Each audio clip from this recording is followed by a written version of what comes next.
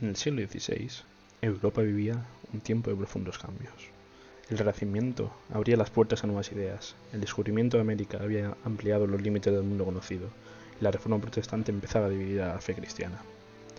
En medio de ese torbellino de transformaciones, un joven príncipe nacido en Flandes heredó un imperio tan vasto que en él, según se decía, nunca se ponía el sol. Su nombre, Carlos de Habsburgo, rey de España, emperador del Sacro Imperio, señor de media Europa y de los nuevos territorios americanos. Esta es la historia de su sueño imperial, el intento de unificar el mundo cristiano bajo un solo poder, una sola fe y un solo monarca. Cuando Carlos llegó a España en 1517, tenía tan solo 17 años y hablaba poco castellano. Los castellanos lo recibieron con recelo, veían en él a un extranjero rodeado de consejeros flamencos y ajeno a sus costumbres, que creían que iban a quitarle sus posesiones y dinero a aquellos de la corona de Castilla y Aragón. Las cortes le exigieron jurar respeto a las leyes del reino y poco después estalló la revuelta de los comuneros en contra de Carlos V. En la serie Carlos, Rey Emperador, esta tensión inicial se muestra con gran fuerza. El joven monarca debe aprender a ganarse la confianza de su pueblo y comprender la mentalidad de aquellos que gobernará. Esta etapa es muy importante, ya que en ella forjó su carácter, de un príncipe tímido a un soberano decidido. En 1526, Carlos V se casó con su prima Isabel de Portugal, la que era hija de Manuel I el Afortunado de Portugal, el rey. Su matrimonio no fue solo una alianza política entre dos grandes coronas ibéricas, sino también un verdadero vínculo afectivo y el futuro de la unificación de la península ibérica bajo su hijo Felipe II. Isabel aportó estabilidad al monarca. Era inteligente, prudente y culta. Actuó como regente de España durante las tantas ausencias de su esposo por la guerra y fue su consejera más cercana.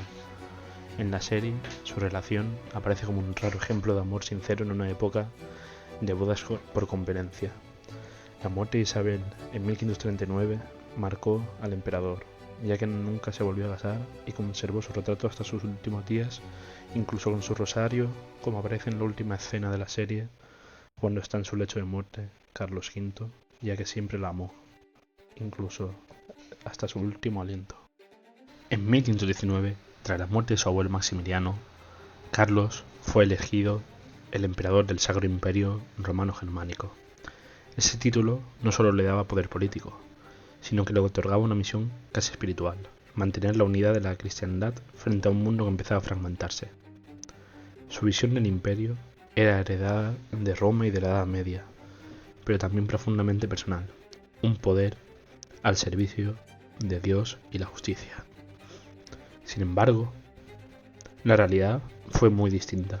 El auge del pensamiento reformista, encabezado por Martín Lutero, dividió a Alemania y puso en peligro la fe católica.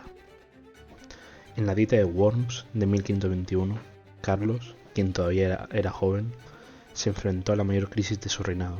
En ese momento pronunció una frase que marcaría su destino: "No puedo ni quiero retractarme, aquí estoy, que Dios me ayude". Con estas palabras, el emperador asumía el papel de defensor de la ortodoxia católica, un papel que lo obligaría a luchar durante toda su vida contra los herejes, los príncipes rebeldes y la fragmentación del mundo cristiano. A lo largo de la serie Carlos Rey Emperador, esta lucha se muestra con gran fuerza. El joven idealista que buscaba armonía entre fe y razón se convierte en un monarca agotado, atrapado entre la espada y la cruz. Su sueño de un imperio universal empezó a desmoronarse bajo el peso de las guerras y la diversidad de un mundo demasiado grande, incluso para él. Gobernar un imperio tan vasto era un desafío casi imposible.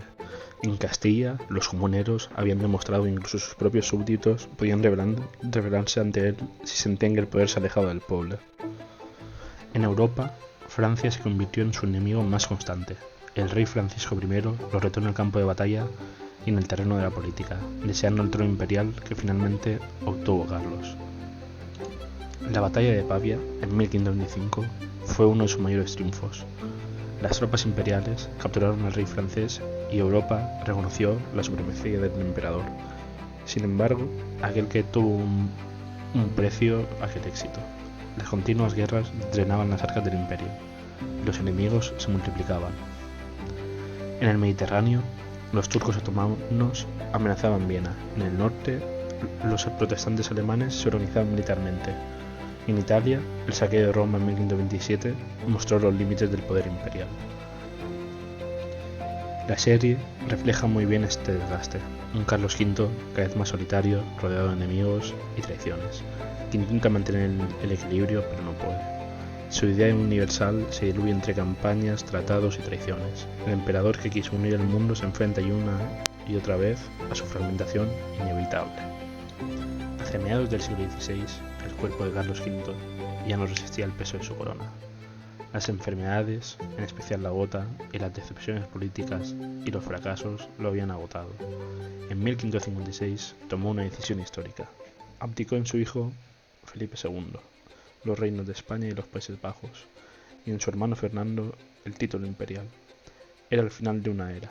En su discurso de abdicación, Carlos habló con serenidad, reconociendo sus errores y el peso de haber querido servir al mundo entero.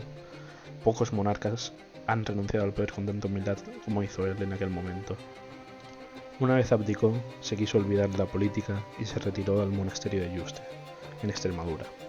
El emperador pasó sus últimos años entre rezos, música y recuerdos. Siempre conservaba cerca los retratos de su esposa Isabel de Portugal y de sus hijos. Allí, entre las montañas y la niebla, el antiguo señor del mundo encontró por fin la paz que nunca tuvo en los palacios. En la serie, su retiro se muestra con un tono íntimo y humano. El emperador ya no es una figura política, sino es un hombre más. Sus días en Yuste simbolizan el tránsito del ideal medieval del poder absoluto hacia una nueva conciencia más moderna, más limitada y más humana. Este murió en 1558. El sueño imperial se apagó con él, pero su legado, su ambición y su ejemplo marcaron el inicio de la Europa moderna. Carlos V fue el último monarca que soñó con unir a Europa bajo una misma idea. Su vida representa la tensión entre el poder y la conciencia, entre el ideal y la realidad.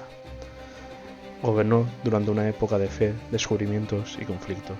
Este dejó una huella profunda en la historia europea y americana. Su sueño imperial se desvaneció, pero su legado sigue a día de hoy presente en la cultura, el arte y la memoria de un tiempo en que los reyes creían poder gobernar el mundo. Pero esto, como se puede ver con Carlos, no era posible.